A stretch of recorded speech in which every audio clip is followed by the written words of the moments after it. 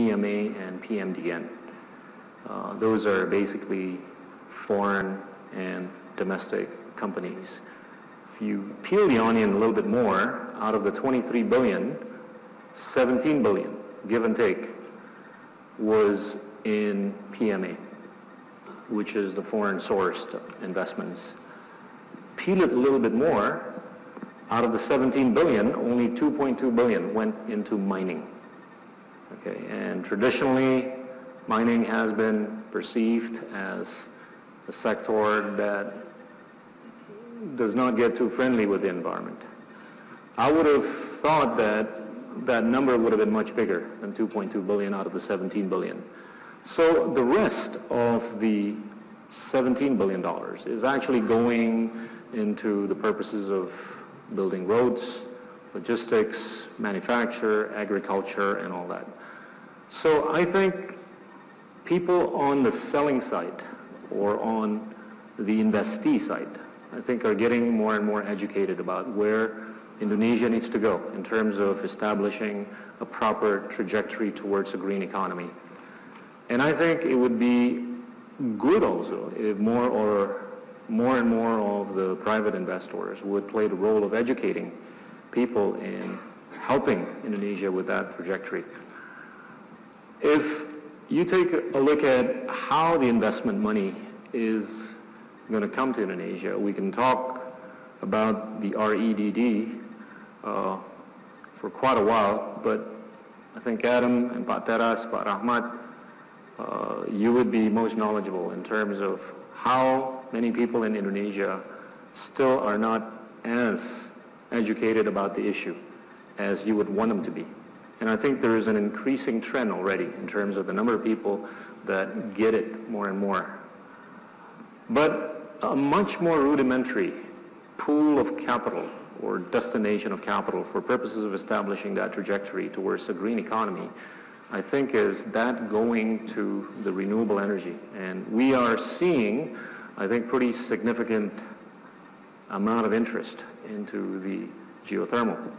Now, Indonesia's being or representing about 40% of the global resource in geothermal, I think should be put a lot of premium on.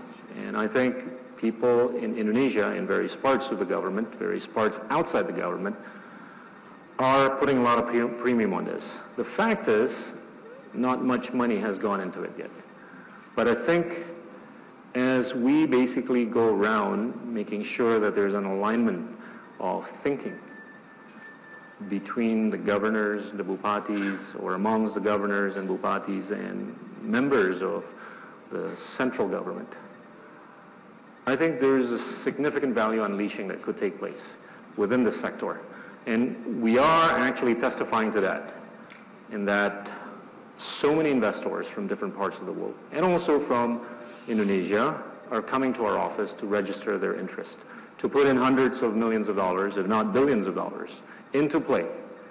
My guess is out of the total potential or resource that's available in Indonesia, probably less than 2% of that has been realized in terms of actual investments.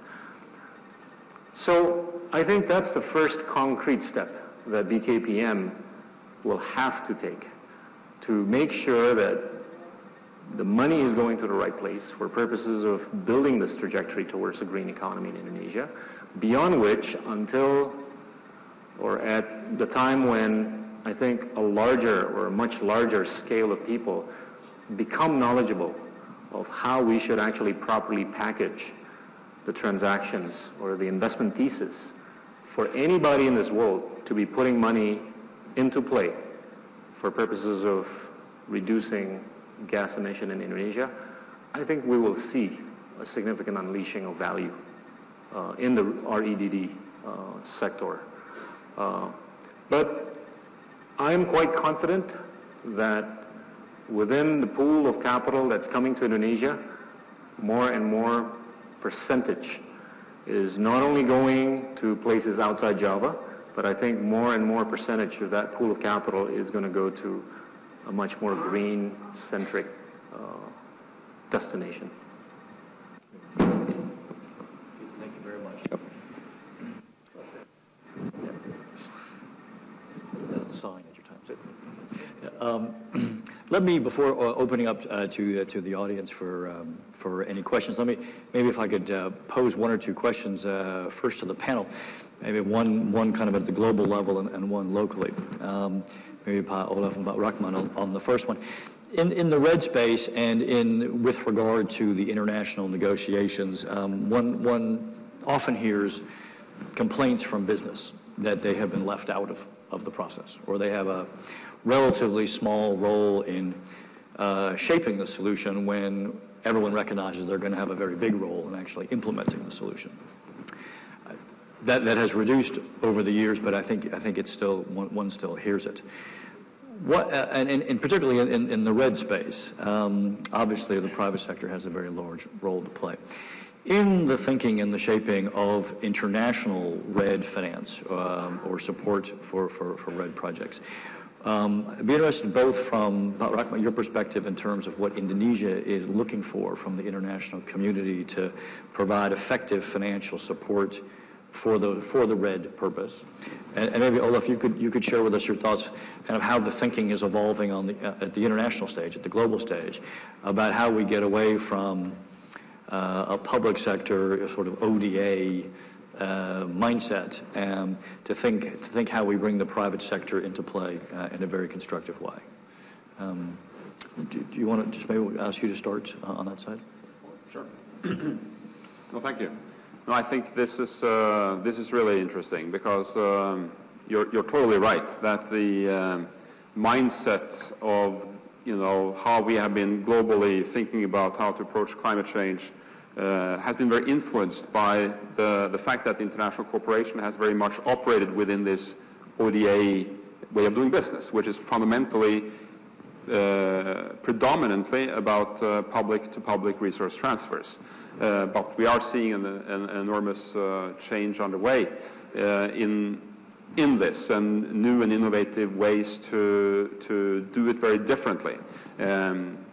CDM was an imperfect but still a very important sort of early pilot of what is now underway in many ways. And look at what's happening in the red area. I have to say, largely thanks to the leadership of one country, Norway. Norway has had the guts to put in place a totally new scheme, right? Where basically saying that if a country can show results in reducing emissions, Indonesia, Brazil, the money will flow, but it's based on performance. And who's going to take care of that performance? Of course, governments have a very important role to play in terms of the rules of the game, but it's really the private sector that has to deliver.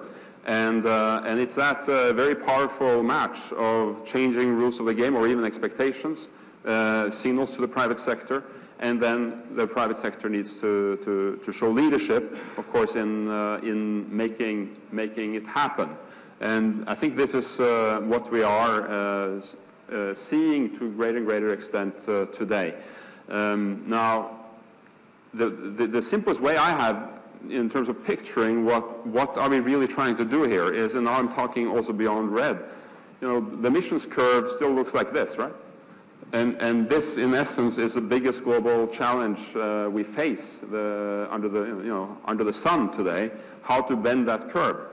And what that means is basically that the enormous amounts of money that we are spending and will spend in coming years and decades, mainly money in the markets and in and through private sectors, all that money has to find a new direction, as much as possible away from the high carbon solutions towards the low carbon solution, away from the destructive ways of doing business in mining, etc., towards the more responsible ways of doing business. And what is going to bring about that shift? It is, again, through changes in the rules of the game and the incentives that have to be provided, but coupled with, because the private sector really can't afford to sit on the sideline and wait anymore, and not that everyone has done that, but to really show leadership and create the new opportunities and new the new areas of profit and growth